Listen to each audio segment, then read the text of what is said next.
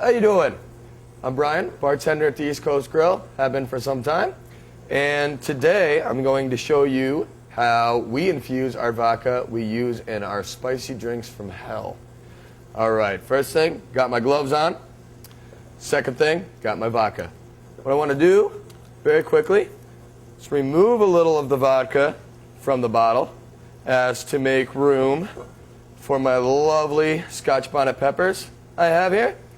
So, pretty easy. What I'm going to do, chop them up. Not too small, not too big, nice rough cut. And I'm going to keep cutting and keep cutting and keep cutting. There I go. So I'm going to put in my peppers. And as for time that this has to infuse, tomorrow this is going to be hot. The longer you let it sit, the hotter it's going to get. So a bottle I infuse in 2 days will be a lot less spicy than a bottle that's been infused for, say, a month. And a job well done. All right, got all my peppers in there. Gonna cap this puppy up. And tomorrow, I think I'll be ready to make some spicy cocktails with it.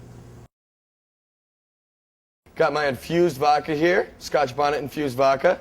So the drink I'm going to make is a big Bloody Mary from hell. So first what I'm going to do is I'm going to take my Bloody Mary glass here. I got a big one. And you can get these at Target now, I think, these margarita rimmers. But I have in some Tony Chachere's Creole Cajun seasoning.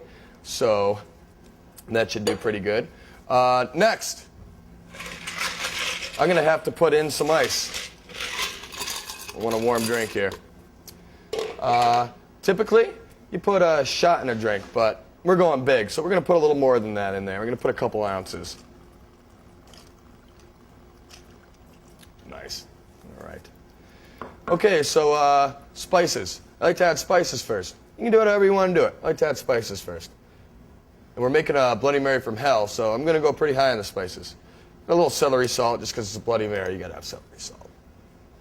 Tony Chachere's Cajun seasoning. It's like spicy salt. It's the best thing in the world. And I'm not skimping on it. Already, that's what's on our rim here, but that's just not enough for this spicy Bloody Mary. Cool. All right. Now I'm going to add my tomato juice. Now I'm going to leave some room here because I'm going to probably top it off in the end. And I have a bunch of stuff I got to put in it. So, my favorite hot sauce, it happens to be a hot sauce we make here, is Inner Beauty hot sauce. It's a mustard-based Scotch bonnet and fruit puree. I'm going to put it in my spicy Bloody Mary, which will do nothing to dull it down, I assure you. Here I have some chili garlic puree. You can buy this anywhere. It's chili garlic puree. Find one you like, use it.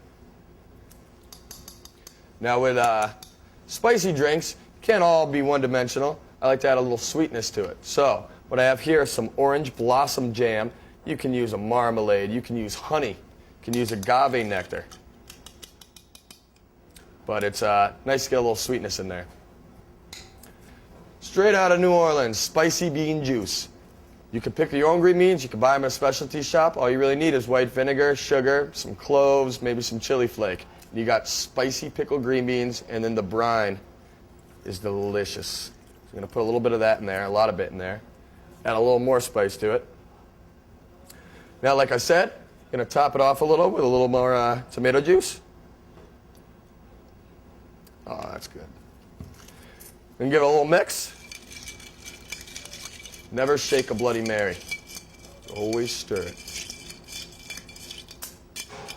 All right. Now I got some cool garnishes. We have some fancy applewood smoked olives marinated in Chardonnay that are running into the celery salt. And I'm going to put a couple of those up here.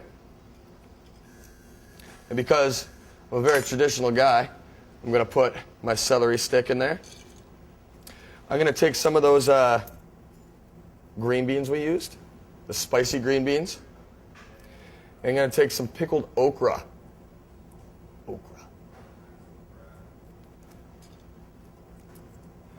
And as long as you have a gigantic straw, you should be all set.